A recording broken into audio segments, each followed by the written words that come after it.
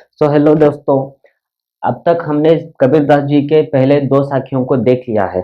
अब आगे बढ़ते हैं और उन दो साखियों में जो सीख वो हमें देना चाहते थे उसी को भी सीख लिया है, ऐसा मैं मानता हूँ। ಹಿಂದಿ ಅಲ್ವಾ? ಸೊ ಸ್ವಲ್ಪ ಹಿಂದಿ ಹೆಚ್ಚು ಯೂಸ್ ಮಾಡೋಣ ಅಂತ ಟ್ರೈ ಮಾಡಿದಷ್ಟೇ. ಈಗ ಕಂಟಿನ್ಯೂ ಮಾಡೋಣ. ತೀಸರಿ ಸಾಖಿ, ಸಾಖಿ ನಂಬರ್ 3, ಮೂರನೇ ಸಾಖಿ ಏನು ಹೇಳುತ್ತೆ, ಅದರಲ್ಲಿ ನಮ್ಗೆ ಏನು ಹೇಳಬೇಕು ಅನ್ಕೊಂಡಿದ್ದಾರೆ ಅನ್ನೋದನ್ನ ನೋಡೋಣ. साखी नंबर 3, जब मैं था तब हरि नहीं, अब हरि है मैं नाही, सब अंधकार मिटी गया जब दीपक देखा माही. जब मैं था तब हरि नहीं, अब हरि है मैं नहीं, सब अंधकार मिटी गया जब दीपक देखा माही. ಇದರಲ್ಲಿ ಪದಗಳ ಅರ್ಥ ತಿಳ್ಕೊಳ್ಳೋಣ. ಮೈ ಮೀನ್ಸ್ ಅಹಂ, ಯಾನಿ ಅಹಂಕಾರ. ಅಂದ್ರೆ ಮೈ ಅನ್ನೋದು ಅಹಂಕಾರನ ರೆಪ್ರೆಸೆಂಟ್ ಮಾಡುತ್ತೆ. ನಾನು, ನಾನೇ ನಾನು, ನನ್ನದು, ನನಗೆಲ್ಲ ಗೊತ್ತು, ನಾನೇ, ಈ ತರ ಏನಿರುತ್ತೆ ಫೀಲ್, ಅಹಂಕಾರ. ಸೊ ಈ ಅಹಂಕಾರನ ರೆಪ್ರೆಸೆಂಟ್ ಮಾಡುತ್ತೆ. ಮೈ ಕಾ ಮತ್ಲಬ್ ಹೈ ಅಹಂಕಾರ. ಹರಿ, ಇದರಲ್ಲೂ ಕೂಡ ಅವರು ಪರಮಾತ್ಮನನ್ನ ರೆಪ್ರೆಸೆಂಟ್ ಮಾಡಿ ಹೇಳಿದ್ದಾರೆ, ಅವ್ರಿಗೆ ರಿಲೇಟ್ ಮಾಡಿ ಹೇಳಿದ್ದಾರೆ. ಹರಿ ಮೀನ್ಸ್ ಯಾರು? ಹರಿ ಅಂದ್ರೆ ವಿಷ್ಣು. ವಿಷ್ಣು ಅಂದ್ರೆ ಇದರಲ್ಲಿ ಬಂದು ಪರಮೇಶ್ವರ್ ಅಂಡ್ ಅಲ್ಟಿಮೇಟ್ ಗಾಡ್. ಯಾಕಂದ್ರೆ ಅವರು ಒಂದೇ ಗಾಡ್ ಇತ್ತು ಅಂತ ನಂಬ್ತಿದ್ರಲ್ಲ, ಸೊ ಪರಮೇಶ್ವರ್ ಅಂದ್ರೆ ಒಬ್ಬನೇ. ಪರಮೇಶ್ವರನ, ಹರಿ ಅಂದ್ರೆ ಪರಮೇಶ್ವರನ ರೆಪ್ರೆಸೆಂಟ್ ಮಾಡುತ್ತೆ. ನೆಕ್ಸ್ಟ್ ಅಂಧಿಯಾರ. ಅಂಧಿಯಾರ ಮೀನ್ಸ್ ಅಂಧಕಾರ. ಅಂಧಕಾರ, ಅಂಧಿಯಾರ ಮೀನ್ಸ್ ಅಂಧಕಾರ ಅಥವಾ ಅಂಧಕಾರ ಏನಂತೀವಿ ಅದು. ಸೊ ಇದನ್ನೇನ್ ಮಾಡುತ್ತೆ, ಇದು ಅಜ್ಞಾನನ ರೆಪ್ರೆಸೆಂಟ್ ಮಾಡುತ್ತೆ. ಅಜ್ಞಾನ ರೂಪಿ ಅಹಂಕಾರ, ಅಹಂಕಾರ ಅಜ್ಞಾನ ತುಂಬಿರುವಂತ ಅಹಂಕಾರನ ಈ ಅಂಧಕಾರ ಅನ್ನೋದು ರೆಪ್ರೆಸೆಂಟ್ ಮಾಡುತ್ತೆ. ಇದು ಮೀನಿಂಗ್. ಮತ್ತೆ ಇನ್ನೊಂದ್ಸತಿ ಹೇಳ್ತಿದ್ದೀನಿ. ಹರಿ ಮೀನ್ಸ್ ಪರಮಾತ್ಮ, ಹಿಂದಿಯಲ್ಲಿ ಪರಮೇಶ್ವರ್ ಅಂತ ಅಂತೀವಿ. ಮೈ, ಮೈ ರೆಪ್ರೆಸೆಂಟ್ಸ್ ಅಹಂಕಾರ, ಅಹಂಕಾರ. ಅಂಧಿಯಾರ ಮೀನ್ಸ್ ಅಂಧಕಾರ, ಅಂದ್ರೆ ಅಂಧಕಾರ. ಮಿಟಿ ಗಯಾ, ಮಿಟಿ, ಮಿಟಿ ಮೀನ್ಸ್ ಅಳಿಸಿ ಹೋಗುವಂಥದ್ದು, ನಾಶ ಆಗುವಂಥದ್ದು ಅಂತ. ಸೊ ಈ ಕ್ವಶನ್ಗೆ ಅಂದ್ರೆ ಈ ತರ ದೋಹೆ ಕೊಟ್ಟು ಇಸ್ ದೋಹೆ ಕಾ ಸಹ ಪ್ರಸಂಗ ಕೆ ಸಾಥ್ ವ್ಯಾಖ್ಯಾ ಲಿಖಿಯೇ ಅಂತ ಕ್ವಶನ್ ಕೇಳಿದ್ರೆ ನಾವೇನಂತ ಬರಿತೀವಿ? So this is just an example. ನಾನು ನೀವು ಇದನ್ನೇ ನೋಡ್ಕೊಂಡು ಎಕ್ಸಾಮ್ ಅಲ್ಲಿ ಅದನ್ನೇ ಬಾಹೆಟ್ ಮಾಡಿ ಬರೀರಿ ಅನ್ನೋದನ್ನ ನಾನು ಹೇಳೋದಿಲ್ಲ. ಇದು ಈ ಕಠಿಣ ಪದಗಳ ಅರ್ಥ ನಿಮಗೆ ಗೊತ್ತಾಗ್ಬಿಟ್ರೆ, ಇದರಲ್ಲಿ ಇವಾಗ ನಾನೇನು ಹೇಳಿದೆ, ಈ ಪದಗಳ ಅರ್ಥ ಗೊತ್ತಾಗ್ಬಿಟ್ರೆ ನೀವು ಆಟೋಮೆಟಿಕ್ ಓನ್ ಆಗಿ ಬರಿಬಹುದು. ಪ್ರಸಂಗದಲ್ಲಿ ಏನ್ ಬರಿತೀವಿ? ಎಂಟೈರ್ ಈ 2 ಲೈನ್ ದೋಹೆ ಯಾವ್ದನ್ನ ಮೇನ್ ರೆಪ್ರೆಸೆಂಟ್ ಮಾಡ್ತಿದೀವಿ ಅನ್ನೋದನ್ನ ಬರಿತೀವಿ. ವ್ಯಾಖ್ಯಾದಲ್ಲಿ ಅದೇ ಲೈನ್ ನಾವು ಏನ್ ಪ್ರಸಂಗದಲ್ಲಿ ಬರ್ದೀವಿ ಅದನ್ನ ಸ್ವಲ್ಪ ಡೀಟೇಲ್ ಆಗಿ ಎಕ್ಸ್ಪ್ಲೇನ್ ಮಾಡ್ತೀವಿ. ಇದೊಂದು ಕಾನ್ಸೆಪ್ಟು. ನಿಮ್ಗೆ ಪದಗಳ ಅರ್ಥ ಗೊತ್ತಾದ್ರೆ ಇದನ್ನ ಓನ್ ಆಗಿ ಬರಿಬಹುದು. ಸೊ ಅದನ್ನ ಅರ್ಥ ಮಾಡಿಸುವಂತ ಕೆಲಸ ನಾನು ಮಾಡ್ತಿದ್ದೀನಿ. ಸೊ ಪ್ರಸಂಗಕ್ಕೆ ಫಸ್ಟ್ ಪ್ರಸಂಗಕ್ಕೆ ಸಾಥ್ ವ್ಯಾಖ್ಯಾ ಲಿಖಿ ಅಂದ್ರೆ ಫಸ್ಟ್ ಪ್ರಸಂಗ. ಇದರಲ್ಲಿ ಸ್ಟಾರ್ಟಿಂಗ್ 2 ಲೈನ್ಸ್ ಫಿಕ್ಸ್ ಇರುತ್ತೆ. ಇಸ್ साखी को हमारे हिंदी पाठ्य पुस्तक स्पर्श भाग 2 से ली गई है और इसके कवि कबीरदास जी है.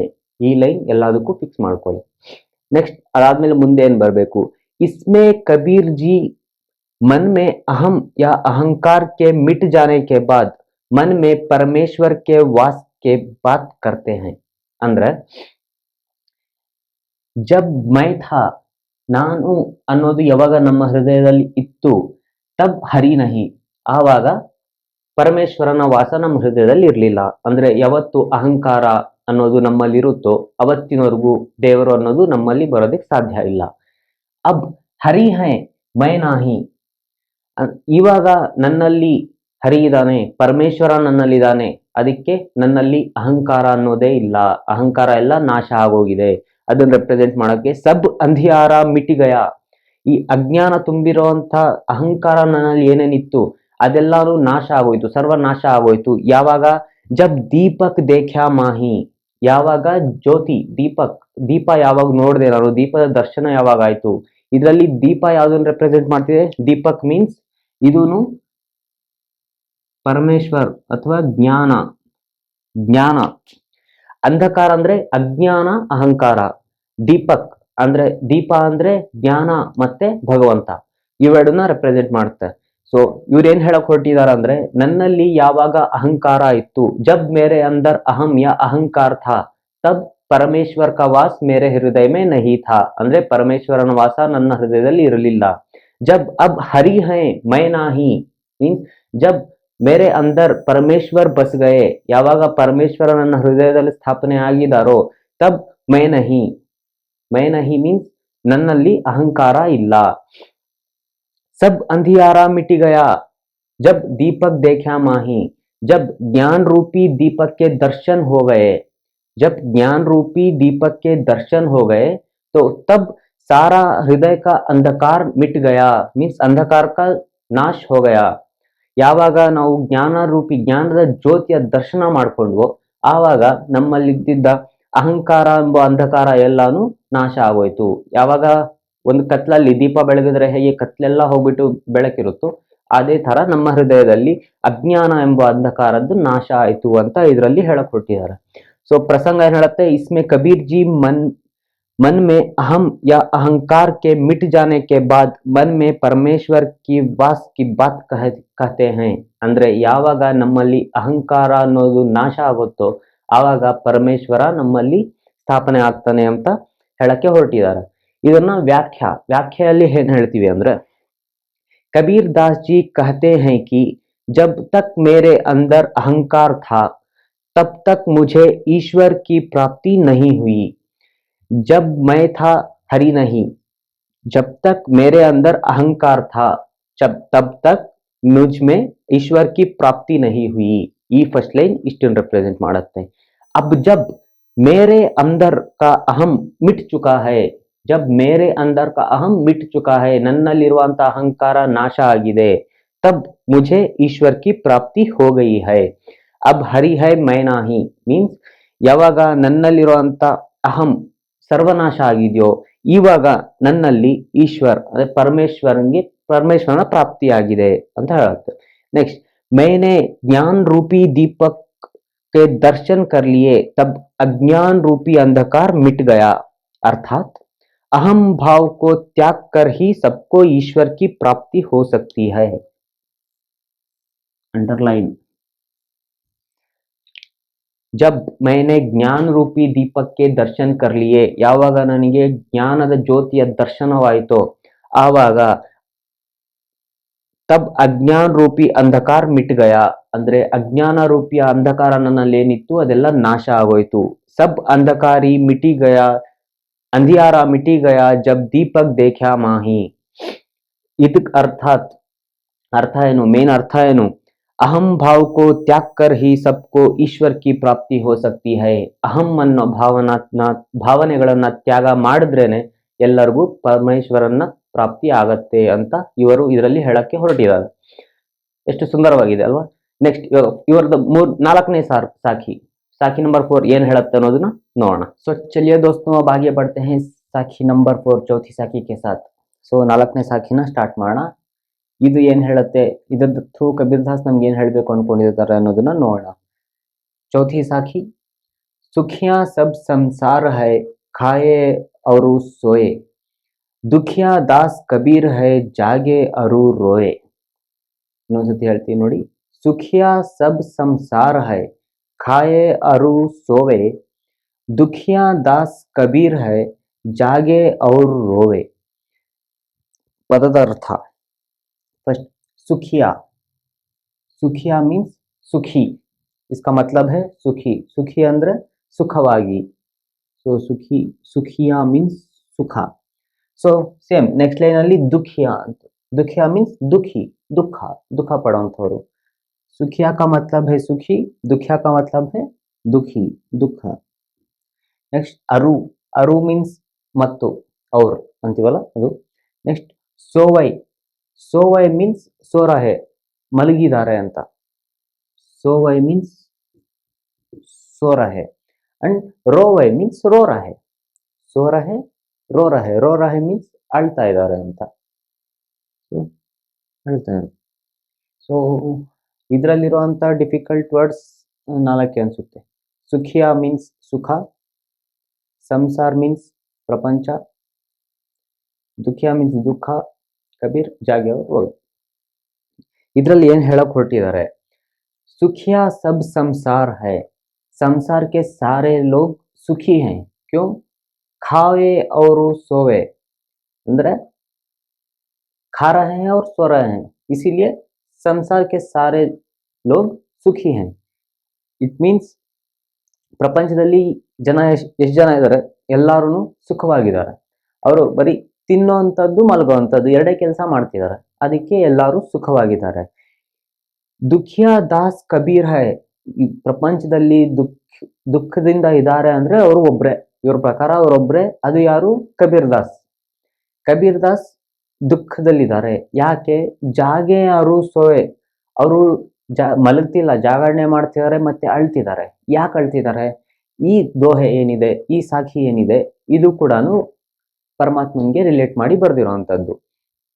ಇದರ ಅರ್ಥ ಏನಪ್ಪಾ ಅಂದ್ರೆ, सुखिया सब संसार है, खाएं और सोएं। इन संसार के जितने भी लोग हैं उनको कोई भी चिंता ही नहीं है, वो सिर्फ संसार के सुख भोग रहे हैं और खा रहे हैं और चैन से सो जा रहे हैं. ಅಂದ್ರೆ ಪ್ರಪಂಚದಲ್ಲಿ ಜನ ಏನಿದ್ದಾರೆ ಅವರು ತುಂಬಾನೇ ಸುಖವಾಗಿದ್ದಾರೆ. ಯಾಕಂದ್ರೆ ಅವ್ರು ಏನೋ ಅವ್ರಿಗೆ ಟೆನ್ಷನ್ಸ್ ಅನ್ನೋದೇ ಇಲ್ಲ, ಬರೀ ತಿಂತಿದ್ದಾರೆ ಮತ್ತೆ ಮಲಗ್ತಿದ್ದಾರೆ ಅಂತ. ದುಃಖಿಯಾ ದಾಸ್ ಕಬೀರ್ ಹೈ, ಜಾಗೆ ಅವರು ರೋವೆ. ಅಂದ್ರೆ ದುಃಖದಿಂದ ಇರುವಂತದ್ದು दुखी कौन है? कबीर दास हैं, क्योंकि वो सिर्फ जाग रहे हैं और रो रहे हैं. किसके लिए? शिव, परमात्मा के लिए. परमात्मा को ढूंढने के लिए विचलित हैं, यहाँ वहां भटक रहे हैं, ढूंढ रहे हैं, जाग रहे हैं और रो रहे हैं. ಅಂದ್ರೆ ಪರಮಾತ್ಮನನ್ನ ಹುಡುಕೋದಕ್ಕೆ ವಿಚಲಿತರಾಗಿದ್ದಾರೆ, ಅಲ್ಲಿ ಇಲ್ಲಿ ಅಲ್ದಾಡ್ತಿರ್ತಾರೆ, ಹುಡುಕಾಟ ಮಾಡ್ತಿದ್ದಾರೆ, ತುಂಬಾನೇ ವಿಚಲಿತವಾಗಿದ್ದಾರೆ. ಅದಕ್ಕೆ ಅವರಿಗೆ ನಿದ್ದೆ ಬರ್ತಿಲ್ಲ, ಅದಕ್ಕೆ ಜಾಗರಣೆ ಮಾಡ್ತಿದ್ದಾರೆ ಮತ್ತೆ ಅಳ್ತಿದ್ದಾರೆ. ಯಾಕೆ ಅಳ್ತಿದ್ದಾರೆ? ಜನರು ಈ ತರ ಅಜ್ಞಾನದಿಂದ ಸತ್ಯ ತಿಳ್ಕೊಳಕ್ಕೂ ಪ್ರಯತ್ನ ಪಡ್ತಿಲ್ಲ, ಬರೀ ತಿಂತಿದ್ದಾರೆ ಮಲಗ್ತಿದ್ದಾರೆ, ಇಷ್ಟನ್ನೇ ಮಾಡ್ತಿರೋಂತ ಈ ಸಂಸಾರನ ನೋಡಿ ಅವ್ರು ಅಳು ಕೂಡ ಬರ್ತಿದೆ ಅಂತ ಇದರಲ್ಲಿ ಹೇಳ್ತಿದ್ದಾರೆ. ಇದಕ್ಕೆ ಸಹ ಪ್ರಸಂಗ ಕೆ ಸಾಥ್ ವ್ಯಾಖ್ಯಾ ಲಿಖಿಯೇ ಅಂತ ಕೇಳಿದ್ರೆ, ಫಸ್ಟ್ ಪ್ರಸಂಗಲ್ಲಿ ಫಸ್ಟ್ 2 ಲೈನ್ಸ್ ಫಿಕ್ಸ್ ಅಂತ ನಾನು ಮೊದಲೇ ಹೇಳಿದ್ದೀನಿ. ಏನು? प्रस्तुत इस साखी को हमारे हिंदी पाठ्य पुस्तक स्पर्श भाग 2 से ली गई है और इसके कवि कबीर दास जी हैं. इदाद्मेले इसमें कबीर कहते हैं कि, इधर कबीर ಏನಪ್ಪ ಹೇಳ್ತಾರೆ ಅಂದ್ರೆ, दुनिया के सबसे दुखी व्यक्ति वे है जो प्रभु के वियोग में जागते रहते हैं.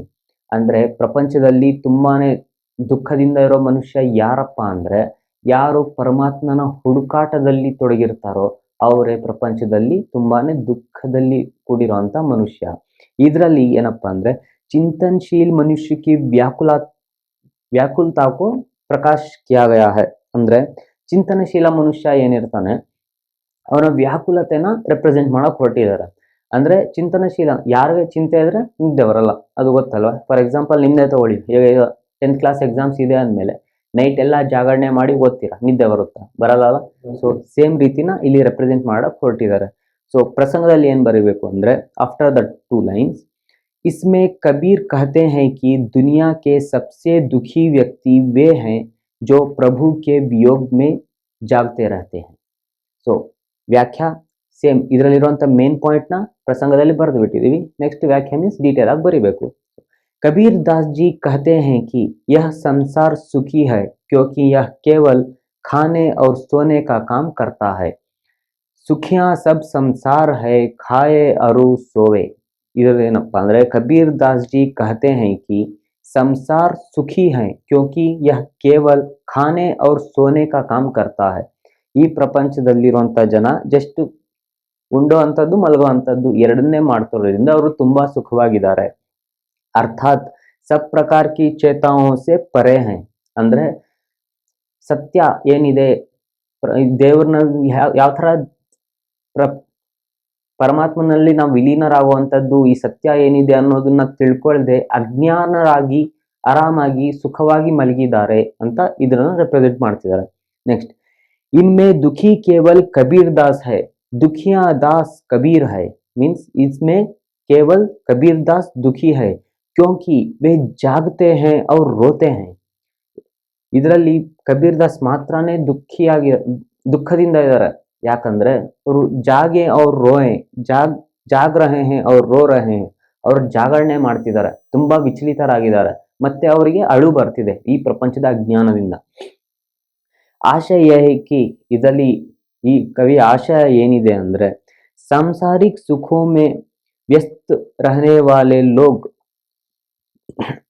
सुखपूर्वक हैं, जो प्रभु के वियोग में जागते हैं उन्हें कभी भी चैन की नींद नहीं मिलती. ಅಂದ್ರೆ ಇದರಲ್ಲಿ ಕವಿಯ ಆಶಯ ಏನಪ್ಪಾ ಅಂದ್ರೆ, ಯಾರು ಪ್ರಪಂಚದಲ್ಲಿ ಬರೀ ಪ್ರಪಂಚದ ಸುಖ ಭೋಗೋದ್ರಲ್ಲಿದ್ದಾರೋ ಅವರಿಗೆ ಅವರು ಸುಖವಾಗೇ ಇದ್ದಾರೆ. ಅವ್ರಿಗೆ ಯಾವುದೇ ಸತ್ಯ ಬೇಕಾಗಿಲ್ಲ, ಯಾವುದೇ ಭಯ ಬೇಕಾಗಿಲ್ಲ. ಸೊ ಯಾರು ಪ್ರಭು ಅಂದ್ರೆ ಯಾರು ಪರಮಾತ್ಮನನ್ನ ಹುಡುಕಾಡೋ ಕೆಲಸದಲ್ಲಿ ಅವನಲ್ಲಿ ವಿಲೀನ ಆಗೋ ಕೆಲಸದಲ್ಲಿ ಇದ್ದಾರೋ, ಅದ್ರಲ್ಲಿ ತೊಡಗಿರ್ತಾರೋ ಅವ್ರಿಗೆ ಯಾವತ್ತೂ ಚೈನ್ ನಹಿ ಮಿಲ್ತಾ, ಯಾವತ್ತೂ ಅವ್ರಿಗೆ ಶಾಂತಿ ಸಿಗೋದಿಲ್ಲ, ಶಾಂತಿಯಾದ ನಿದ್ರೆ ಸಿಗೋದಿಲ್ಲ ಅನ್ನೋದು ಇಲ್ಲಿ ಕವಿಯ ಭಾವನೆ. ಇದರಲ್ಲೂ वे तो केवल ಸಂಸಾರ ದೇಖ್ಕರ್ ರೋತೆ ರಹತೆ ಹೈ ಅಂದ್ರೆ ಇವರು ಕಬೀರ್ ದಾಸ್ ಅವರು ಈ ಸಂಸಾರದ ಈ ಅಜ್ಞಾನರ ಮನುಷ್ಯರನ್ನ ನೋಡಿ ಅವರಿಗೆ ಅಳು ಕೂಡ ಬರ್ತಿರತ್ತೆ. ಅಂದ್ರೆ ಈ ಲಾಸ್ಟ್ ಅಲ್ಲಿ ಒಂದ್ ಲೈನ್ ಅಂದ್ರೆ ಮೇನ್ ಪಾಯಿಂಟ್, ಚಿಂತನ್ಶೀಲ್ ಮನುಷ್ಯ ಕಭಿ ಬಿ ಚೈನ್ ಕಿ ನೀಂದ್ ನಹಿ ಸೋ ಸಕ್ತಾ. ಯಾರು ತುಂಬಾನೇ ಚಿಂತನೆಯಲ್ಲಿ ಮುಳುಗಿರ್ತಾರೋ ಅವ್ರು ಯಾವತ್ತೂ ಮಲಗೋದಿಕ್ಕೆ ಆಗಲ್ಲ, ಅಂದ್ರೆ ಚೈನ್ ಕಿ ಶಾಂತಿಯಾದ ನಿದ್ರೆ ಅವ್ರಿಗೆ ಸಿಗೋದಿಲ್ಲ ಅಂತ ಇದರಲ್ಲಿ ಹೇಳಕ್ ಹೊರಟಿದ್ದಾರೆ. ಸೊ ಸಾಖಿಯನ್ನ ಇನ್ನೊಂದ್ಸತಿ ಪ್ರೊನೌನ್ಸ್ ಮಾಡ್ತಿದ್ದೀನಿ. ಸುಖಿಯಾ ಸಬ್ ಸಂಸಾರ ಹೈ, ಪ್ರಪಂಚದಲ್ಲಿ ಎಲ್ಲರೂ ಸುಖಿಯಾಗಿದ್ದಾರೆ. ಖಾಯೆ ಅರು ಸೋಯೆ, ತಿನ್ನೋದು ಮಲಗೋದು ಅಷ್ಟೇ ಮಾಡ್ತಿದ್ದಾರೆ. ದುಖಿಯಾ ದಾಸ್ ಕಬೀರ್ ಹೈ, ಕಬೀರ್ ದಾಸ್ ಮಾತ್ರನೇ ದುಃಖಿ ಇದ್ದಾರೆ. ಜಾಗೆ ಅರು ರೋವೆ, ಜಾಗರಣೆ ಮಾಡ್ತಿದ್ದಾರೆ ಮತ್ತೆ ಇವ್ರ ಅಜ್ಞಾನ ನೋಡಿ ಅಳ್ತಿದ್ದಾರೆ ಅಂತ.